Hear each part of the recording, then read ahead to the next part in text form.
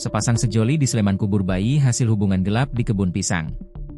Jamie Amelia, JA, mahasiswi perguruan tinggi swasta di Kabupaten Sleman datang ke klinik bersalin amanah di wilayah Condong Catur, Depok pada Sabtu 26 Juli 2025. Kedatangan pemudi 20 tahun itu untuk berobat dengan keluhan pasca melahirkan.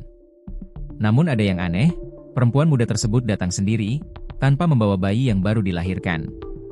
Sehari sebelum Jia datang ke klinik, warga Padukuhan Muron, Maguwo Harjo, Depok digemparkan penemuan mayat bayi, yang sudah tinggal tulang, di sebuah lubang galian panen ubi.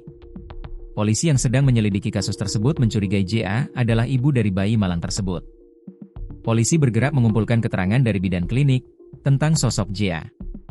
Hasil penyelidikan, Jia sering tinggal bersama pacarnya, AGR, 22, di sebuah kos di Jalan Candi Gebang 2, Wedomartani, Ngemplak, Sleman.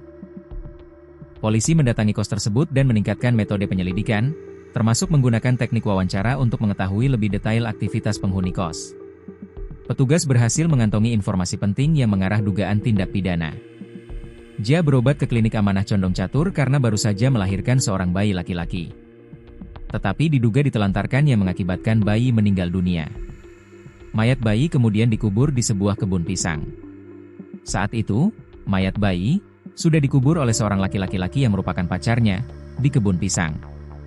Petugas kami mendatangi tempat penguburan itu, dan benar ditemukan ada mayat bayi laki-laki, kata Kasat Reskrim Polresta Sleman, AKP Mateus Wiwit, Rabu, 6 Agustus 2025. Aparat kepolisian selalu membawa JA dan AGR ke Mako Polresta Sleman untuk menjalani pemeriksaan lebih lanjut, Rabu, 30 Juli 2025. Sehari berikutnya, setelah dilakukan pemeriksaan, sejoli asal Kabupaten Temanggung Jateng tersebut resmi ditahan.